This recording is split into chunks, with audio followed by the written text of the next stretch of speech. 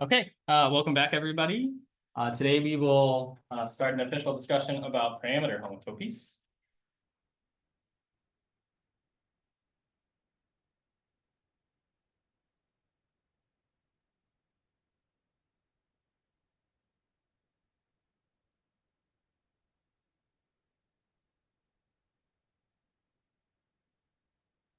So, as I mentioned at the end of last class, we have discussed univariate homotopic continuation, which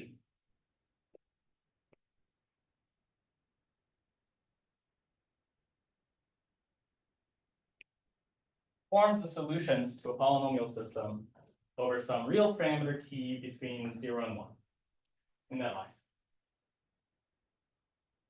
So that's univariate homotopic continuation. And also multivariate homotopic continuation does that too.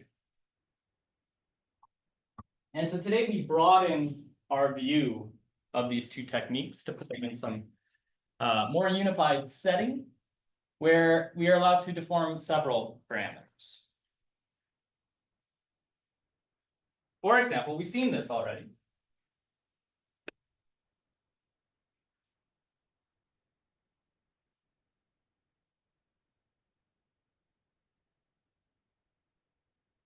So if we consider a parametrized polynomial system like this. So I will write this like this. Parameters come first, variables come second. So this is the polynomial ring in the variable x with coefficients living in the polynomial ring in the variables a, b, and c with coefficients in c.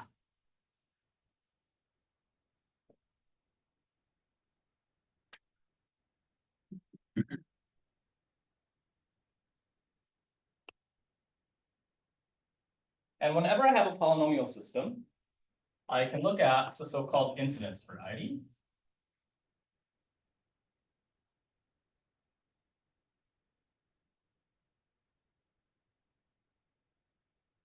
It's just the zero set of that polynomial system. Every variety is an incidence variety. It's kind of a non-definition. However, because it comes with variables and parameters, it naturally lives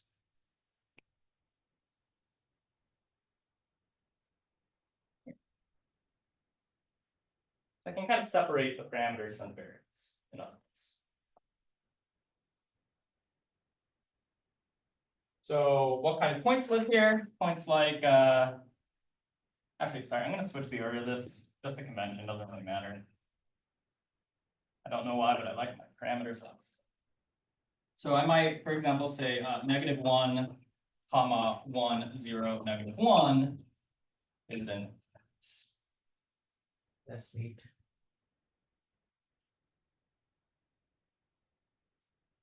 Okay.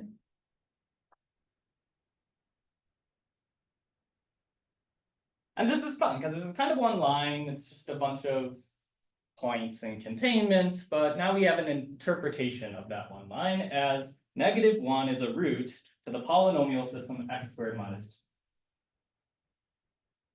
Makes sense?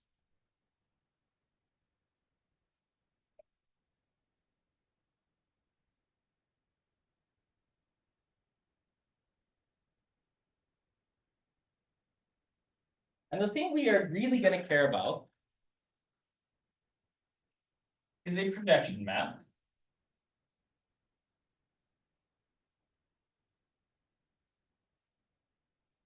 Which will take some x hat, a hat, b hat, c hat, and send it down to a hat, b hat, c hat.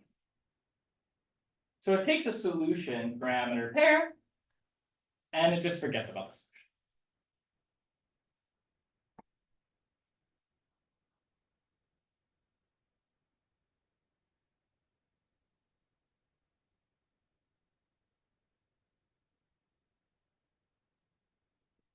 And now I'd like you to take a moment to consider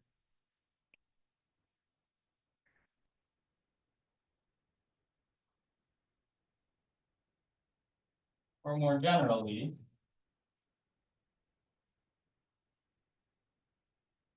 these two pre-images. So when I write pi inverse here, I do not mean that this function has an inverse function. What I mean is the set of all things upstairs which get sent to this point downstairs. That is called the pre-image or the fiber of pi over this point. So I'd like you to chat, work on your own. Actually write down this set. And actually say in normal people words what this means. Okay, so your answer to the first one should inform your answer to the second one.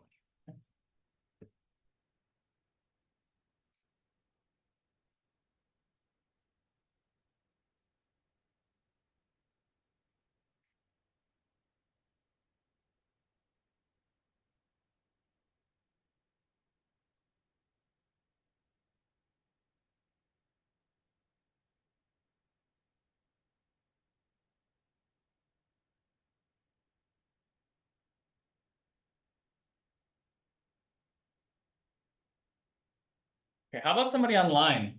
Does anybody online have the answer to the first question? What the pre-image of 1, 0, -1 is?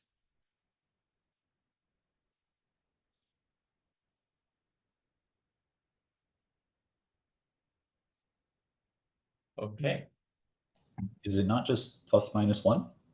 Yay, who said this? Ben, awesome. Ben, how'd you get that? Well, One Sorry. second. We have to put thought bubbles because this is the right answer to think about. But it's not the right technical answer, but we'll get to that. But how did you get it? I was just thinking about the set of all solutions to x squared minus 1. Bingo. Right. That's exactly how you should think of this. Can you tell me why I had to put this in thought bubbles? Can anybody tell me why I had to put this in thought bubbles? Well, Yeah. because the actual thing that needs to be in there is that that four tuple. It's a two tuple with the 3 as one of the sets. So you have 1, 1, There you 0, go. -1, and then Like this? yeah. Yeah, this is the technically correct answer. And technically correct is the best kind of correct. But amongst friends, yeah, this is exactly what you should be thinking. Fantastic. Essentially the answer, that's right. That's right. So if somebody were to email you an A hat, B hat, C hat, and ask you for the fiber, what are they really asking? So it's just the solutions for that parameter. Just the solutions for that parameter. I love that word just when discussing mathematics, right? It's always so kind of like it's always attached to like this epiphany, like, oh, that's just this. But then if you say that to someone, or so, if somebody says that to me, I'm like, oh, I'm so okay. But yeah, you're absolutely right. That's totally the correct way to think about it. It's just that. It's just the solutions. And technically, it's not just the solutions, it's the pairs of the solutions with parameters. But as if somebody's already asking for a fiber over a parameter, it's kind of redundant information to email them back the second half of all those points. Fair? Cool.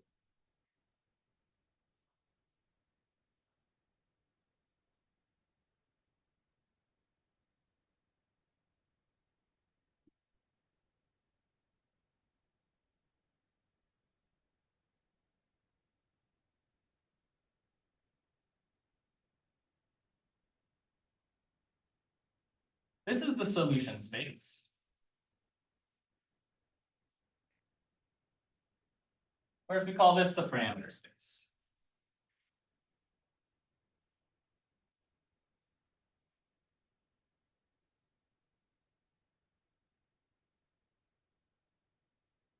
And this pi is generically 2 2, 1.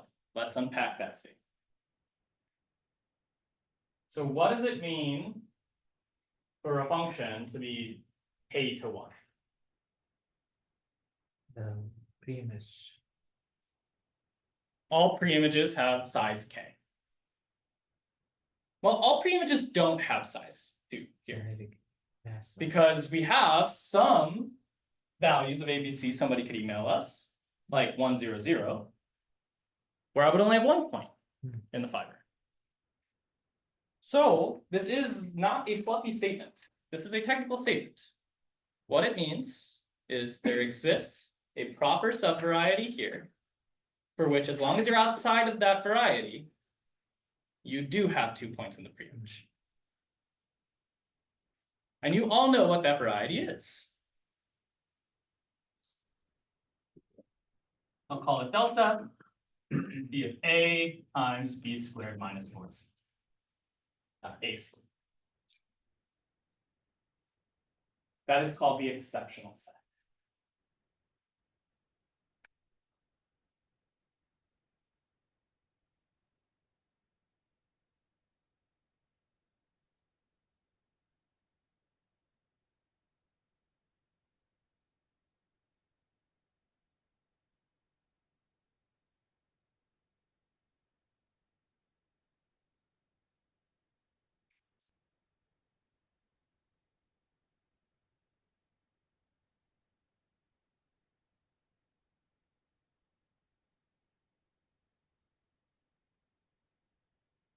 This is a variety.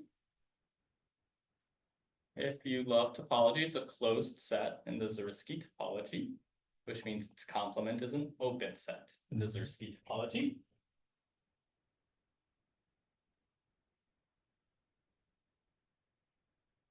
And that difference is the set of regular terms. In this case, okay? It's called regular. So nice. So, if I were to get exceptional sets as a hyperplane arrangement or something. Yeah, so Caldwell says, do hyperplane arrangements show up as exceptional sets? Probably, yeah, I'd have to think about exactly what polynomial system to cook up. And Can't do then, it on the spot, but yeah, because then the set U becomes very interesting. yes, this is the complement of a hyperplane arrangement, yeah. Which is disconnected over the reals, but connected over C. Okay, great, good. So now I'm gonna give you the big theorem. So it's in the textbook suggested for the course, but if you're interested in the proof, it's a little involved. It requires knowledge of holomorphic vector bundles, and that's well beyond the scope of this course. There is a simpler proof by Victoria Borovic, Paul Briding, and another name I'm forgetting, or maybe it's just those two. I'll double check. It's called like a simple proof to the parameter continuation theorem, and it uses Grosvenor bases.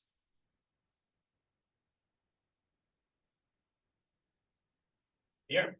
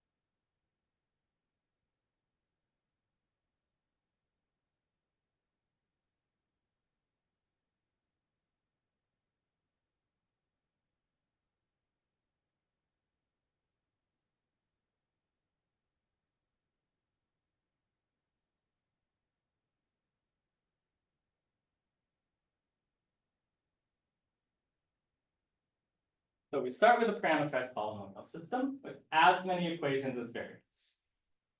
Keeping in mind that the x's are the variables, the p's are not considered variables, so they're called parameters. So our quadratic equation before was square because we only have one variable x and one equation f.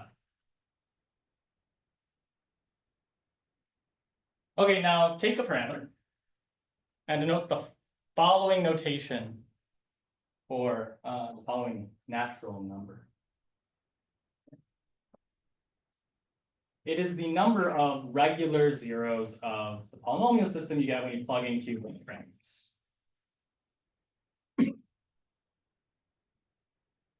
So regular, don't know, we've been over this, but Jacobian of f evaluated at x is invertible.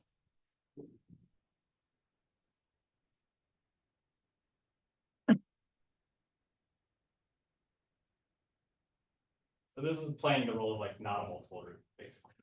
But it's not just multiple roots, it also this will fail to be invertible if the point is not isolated.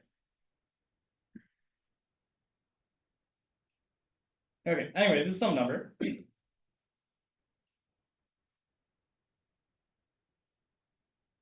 this is going to differ for all the q's. So, for example, with the quadratic equation, most of these n of q's would be 2. Because most quadratic equations have 2 isolated regular zeros. But for example, n of 1, 0, 0 would be a 0. Because it has no regular zeros. It has 1, 0 with a multiple roots. Okay, so we're only looking at regular zeros here. We're going to look at the supremum over all parameters of this number.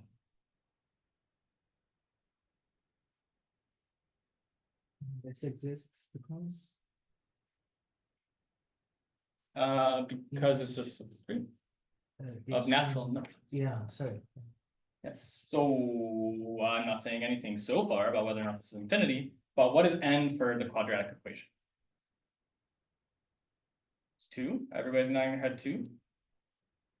What about when q is 0, 0, 0? Doesn't that screw this up? But it's not a. No, it doesn't screw it up because you don't have infinitely many regular zeros at 0, 0, 0. You have none.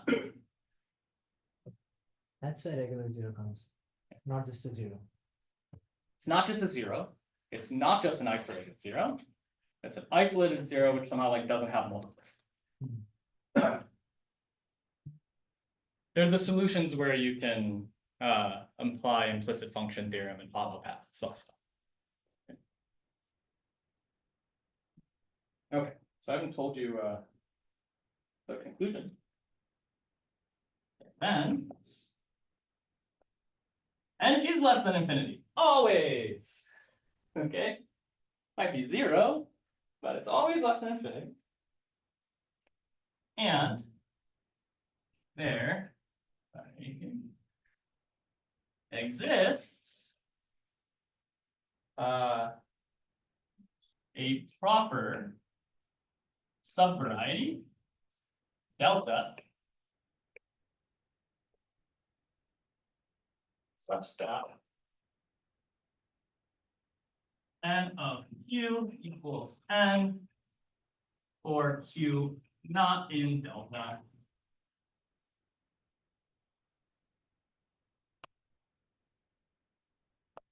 dp to the k minus delta will denote by u r, and then this is just a definition, the irregular values or regular parameters. So you have a parameterized polynomial system. It's squared. There is some number, which is the maximum number of isolated zeros. Okay. No matter how ridiculous of a square system you get. And that is the generic. In other words, there's some proper subvariety with bounds. As long as you're outside of that, you're gonna have exactly that many isolated regular zeros.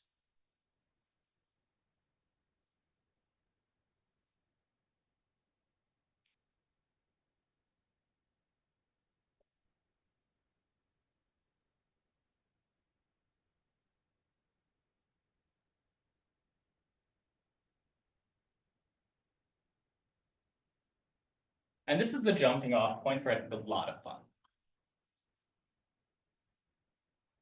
Because what this tells us is that picture that we drew before. And maybe I make this, sometimes I'll make it script, sometimes I guess I'll just make it.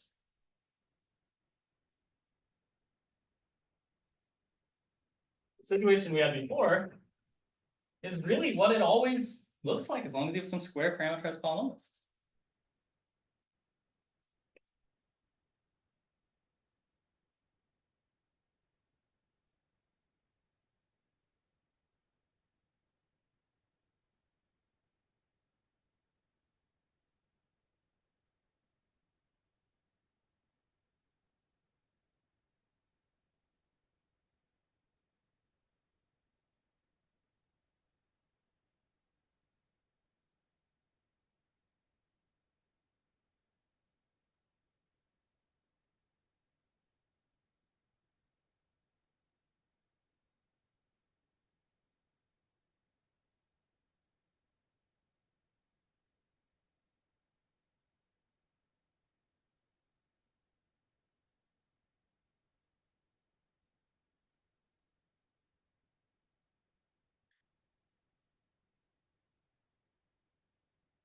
I really want to go slow for these two boards because I want everybody to understand what this is saying. I want everybody to have this anchor of the quadratic equation, something to have in mind. Okay.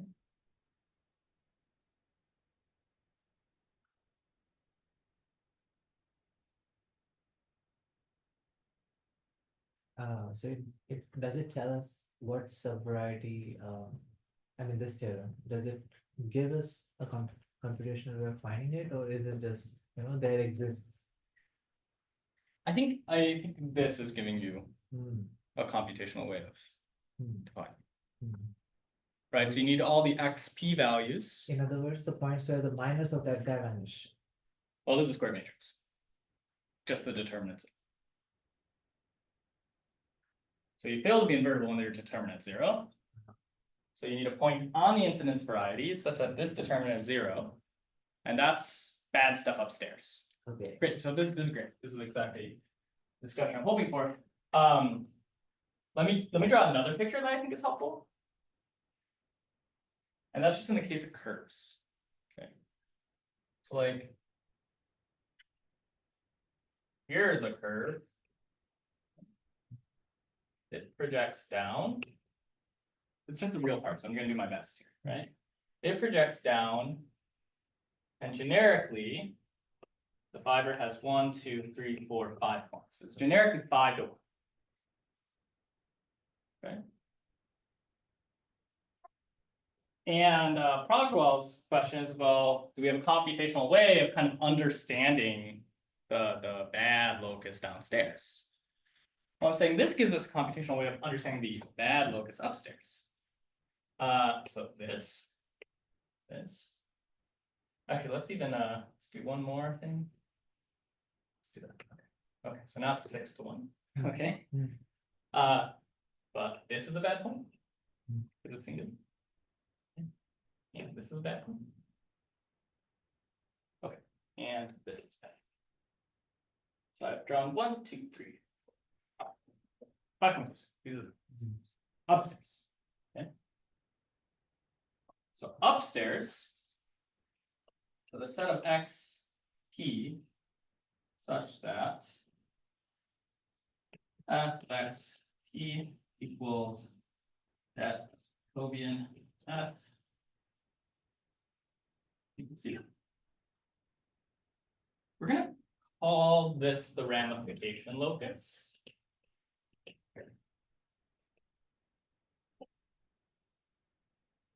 And it's the image of the ramification locus under the projection map, which is the exceptional set.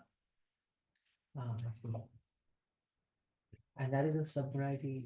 Is it changeable? I can't. Oh. Okay. Showing 30. It's showing it at 30. 30, yeah, okay, I'm feeling that, I'm sure y'all are feeling that, so. So for those of you online, it's quite hot in this room. I hope you're in air conditioning, Okay. and then we're trying to adjust this, so. So when you say. Let me pause it for a second, I'll take some offline questions and we'll try to I got resolve this. Oh, we got it, we're good? it. Okay, 25. All right. Cool. Yeah. You'll see me drying off as the video continues. This is why I wear black. Okay. Sorry, Rajal, question, yeah. So how do we know that the image of that guy is a subvariety? Yeah, that's a good question. We don't. Because we know. We don't, we don't. Morphism or. Well, we don't. Okay, so in general, the image of closed sets are not. Yeah. Right? But that's not what this says. That's not what this says. Okay. This says that there exists some variety where outside of it, your fibers have. In other words, you endpoints. take Zariski You closure of take the this. Zariski closure of the image. So it's just saying that the projection of this is not Zariski dense. Hmm. Proper sub. Sorry, it's a set whose Zariski closure is a proper sub. Yes. Yeah, good question. Oh, this is really good, actually. So if you wanted to compute what's going on downstairs, you write down the equations. And if your idea of compute is I want equations for the bad stuff downstairs, then that's the story of, excuse me, elimination theory. Okay, so you would have to compute an elimination ideal. And as long as your problem is even moderately sized, you just won't. Okay, you just won't. It's really complicated in general. These exceptional set sensors. Okay. Yeah, great. So ramification locus upstairs, exceptional set. Maybe sometimes it's called the branch locus downstairs. I might get in trouble on some subtleties about whether or not this counts as a ramification point, but forgive me, you're an expert online. So let's think. What does this exceptional set look like? Yeah, like, okay, well, we don't know, we can never compute it, but we definitely have the places where we have isolated zeros which aren't regular. This is when we have like multiplicity in our solutions, right? And that's a subset of this delta, where the reason why you're in this delta is because there is an isolated solution which is not regular upstairs. That's one reason you could be in delta. Okay. That part of delta is called the discriminant.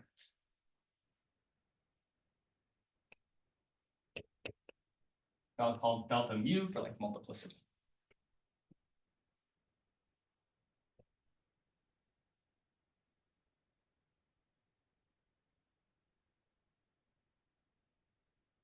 You get isolated non-regular solutions. So for the quadratic equations, it's b squared minus 4ac. That's your discriminant. But that wasn't the only thing in the exceptional locus, Yeah, zero. right? So you also had when a was 0. Hmm.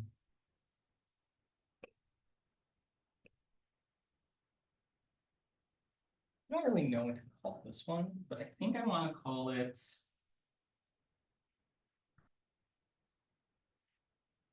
That for now, or maybe I'll call it that boundary. Okay, not the bound. Hmm. Okay. So this is when you have a if you do a homotopy, you have a solution going off to infinity. For right now, that's what this will be. Okay. Some coordinates blowing up to infinity. In other words, your solution space is not compact. And you're going to the boundary of some compactification.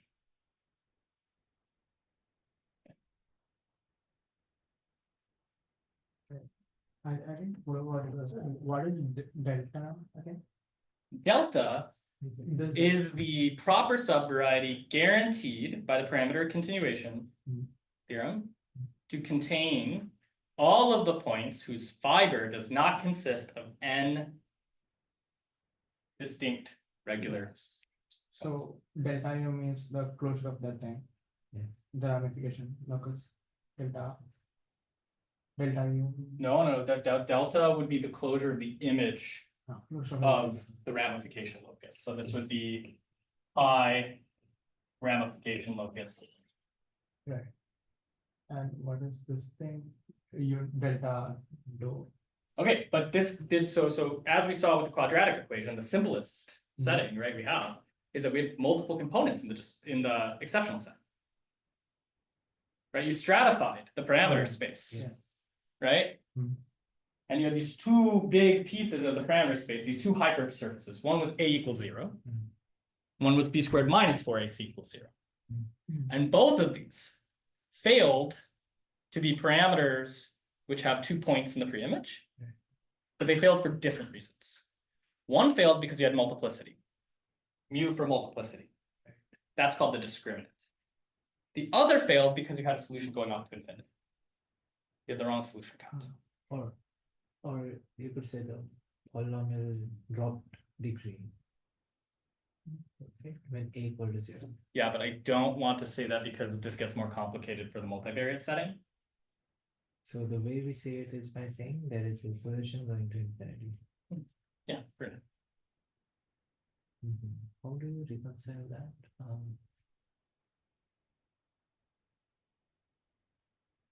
So right now, I just want to give an impression of the kind of components that show up in the exceptional locus. I don't want to give precise things right now. Okay, and then the last one I'll call delta infinity. And this is why I have such a hard time naming this, because I kind of, you kind of want to call this delta infinity, but that's not going to be the best choice, because later there will be other boundary things we want to avoid, not just the boundary in the projective. So that would be our 0, 0, 0. Yes, and so this is infinitely, a point on a positive dimensional solution setting.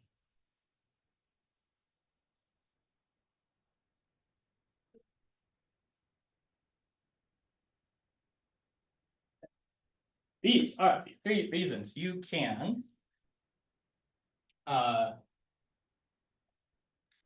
maybe I should say a regular point goes to a positive dimensional solution set. Okay. These are the 3 reasons you can end up in the exceptional ones. Okay, and then some of these combine or disappear if you work in some closure, either in projective space or a toric variety or something like that. But we're not gonna get to it. But I think if projective setting would take care of that, the solution going to infinity. Yeah, there's no. What's written below that? What is written to what? What? This? No, this, yeah. What is this? What is downstairs? What is it? That's an infinity. No, below that, like, A regular point goes to a positive dimensional solution set. Okay. So for example, if I get a homotopy from x squared minus 1 to 0, I would have 2 points, but then in the limit, they would go to some points which are just on the positive dimensional solution set C. Right. Our start system has 2 solutions, our target system has a whole sea of solutions. Whole copy of C. And so they go somewhere. like 0, 0, 0. So they go to a positive dimensional solution.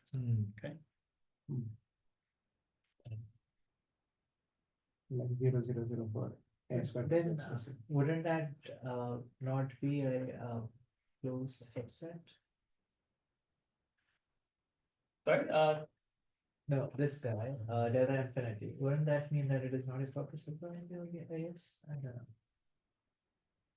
I'm not saying anything about whether or not these are closed subsets or varieties. I am saying these are the 3 set theoretic reasons you can be in the image of a, When we sort of like took the closure of ramification, image of ramification locus and phi, and that guy showed up as a component.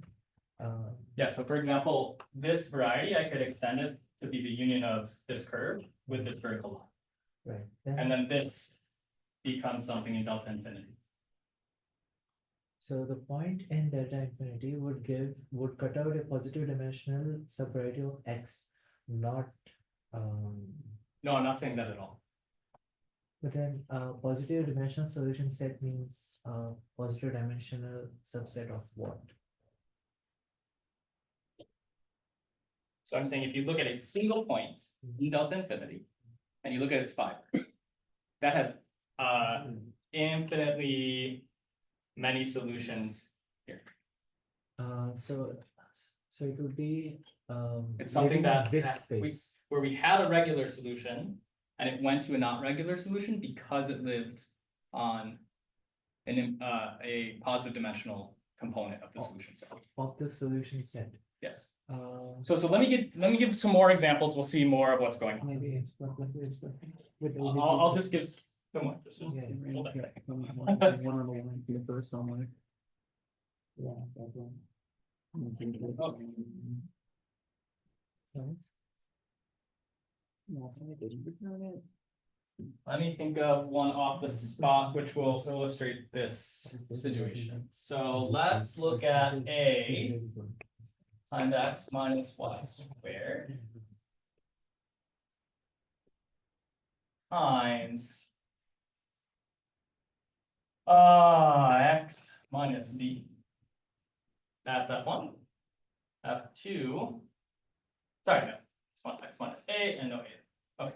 F2, we x minus y squared times y minus. Okay. So my variables are x and y, my parameters are a and b. I have a square system, parameter continuations theorem applies.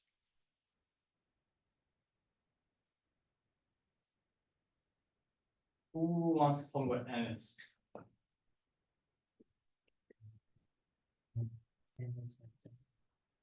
Let's, before we do that, let's do n of a single parameter. Let's do n of 1, 2. Okay, so this is going to be the number of regular solutions in V of x minus y squared, x minus 1, x minus y squared, y minus 2. Okay, well, this whole thing looks like. So, 1,2. So my solution set is positive dimension. But that is not what puts you here. Okay, I do have one isolated solution. right. I have one regular solution. And in fact, this solution set in general will always just look like this. Hold on, slowly. Yeah, good. So, So this is 1, 2.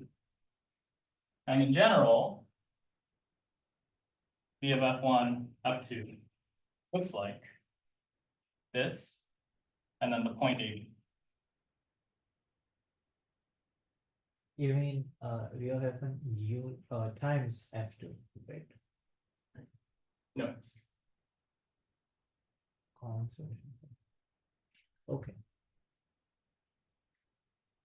this will be V of x minus y squared union V of x minus a, y minus b. okay.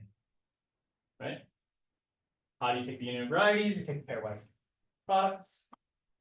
Okay, but now I have a parameterized polynomial system, which has this component that's always cut out. Hmm. Now that doesn't make the parameter continuation theorem fit. It is still true that generically there's some finite number of regular solutions. This That's is the one. theorem. Yeah, that's the one. Now, what happens if AB goes to 0, 0? So the point 0, 0, I would say belongs here. Why? Because a regular solution is approaching a solution set with positive. Because that's the parabola. Yeah. Which is dimensional 1. Mhm. Okay, So the Jacobian of this system evaluated at 0. 0, 0 is my solution.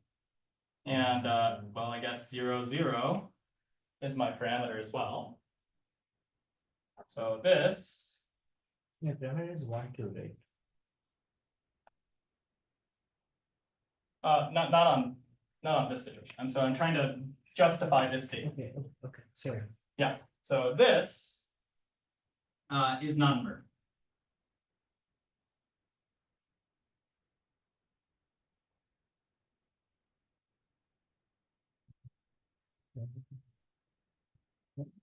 And hence, this point lives in the ramification locus. This point lives in the exceptional set. And for which reason does it live in the exceptional set? Here. Because a regular point approached a point on a positive dimensional solution set. Okay, so pick a point which is not regular, project it down. So pick a point where Jacobian vanishes. So pick a point on ramification locus, project it down, check where it lives, in which dimensional subvariety it lives. If it is positive dimensional, then No. As soon as you project down, you're in the parameter space. yeah. So So and that that- point, if it lives in a positive dimensional subvariety. So the point in the parameter space will live in a positive dimensional subvariety. Yeah, so that So that's it's, my question. this is a What is- story, so being a parameter here is a statement about one of the points in the pre-image being on a positive dimensional variety in the pre-image. So a pre-image means a subvariety of CNX cross CKP, right? It means the pre-image of pi And in upstairs. so even something like 1, 1, which would be on the parabola, even though that point of the parabola is regular, that still would be considered part of the exceptional set infinity or part. Yeah, so 1, 1 is also, Okay, good. that's true. So let me try one more picture to see. See if we can explain it. Yeah, can- So- yeah, Just give me 1 second, sure, okay? sure, sure. So let's take 1, 0. So same system as before. We have something that cuts out A, B. Okay, Okay. And let's go to, so this is gonna be 1, 0. And let's go to 1, 5. And see what the solution set looks along the way. So up here, if I just took a look at the solution set above the parameter 1, 0, it looks like that. And if I look at the solution set above the parameter 1, 5, it looks like that. But if I thought about all the solution sets, okay. what does this look like? So I have this cylinder over the parabola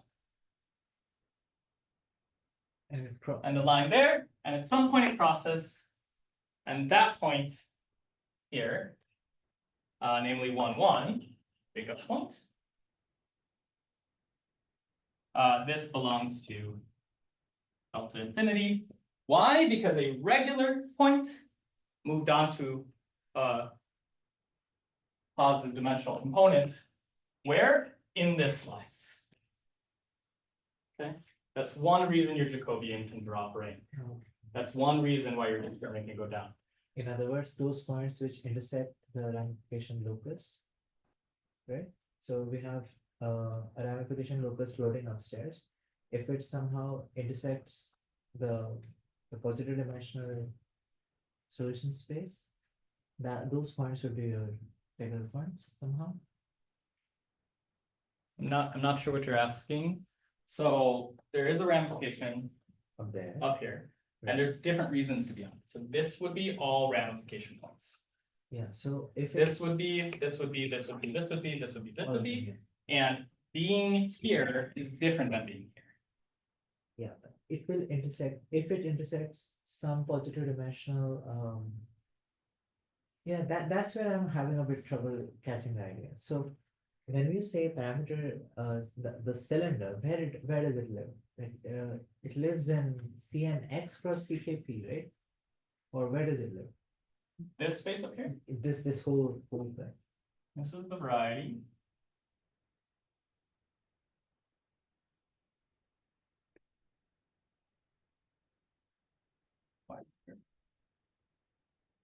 Y minus b. Okay. But the picture I drew, since I can't draw a four-dimensional space, Right. is restricted to the line connecting 1, 0 and angle 5. That's the picture I drew. So I don't want to spend too much more time on this. And the last way to think about the distinction between these two sets, because I could honestly, as long as you're happy that there's some subvariety here where things don't work, that's fine. I'm just saying they could work, they could not work in different ways. So at the end of our multivariate homotopy continuation lesson, we talked about there's a new endgame problem that happens, right? So one reason was that you have solutions with multiplicity, but the other reason was that you were going to a solution set which is positive dimensional. That was a new endgame thing we would have to worry about. And I said, we'll just bypass that and not talk about it until later. Okay, so that was indistinguishable from the other side. So this and this, so being on a positive dimensional solution set, you could check that one of these two things would happen by checking the rank of the Jacobian. But you wouldn't be able to distinguish them that way. Yeah, okay. This tells you that 0 is in delta infinity. This would tell you that 0 is in delta medium. And if something flew off to infinity, that would tell you that you were in delta. Solid integrate. Okay. So these are the three bad endgame behaviors that you really can't avoid. And they correspond to three subsets of the parameter space. Now, you could have a parameter which belongs to here for multiple reasons, right? So I just drew a parameter t equals 0, where you're in the exceptional set for all three reasons. There is a point that goes on to a positive dimensional component. There is a point which has multiplicity. There is a point which goes on to infinity. So you can be some mixture of reasons that you don't have the correct solution count. But these are the three reasons you might not have the correct solution count. In the stratification of the quadratic equation in the first homework, you got to see 2 of those reasons, because the third was hiding inside of one of these reasons.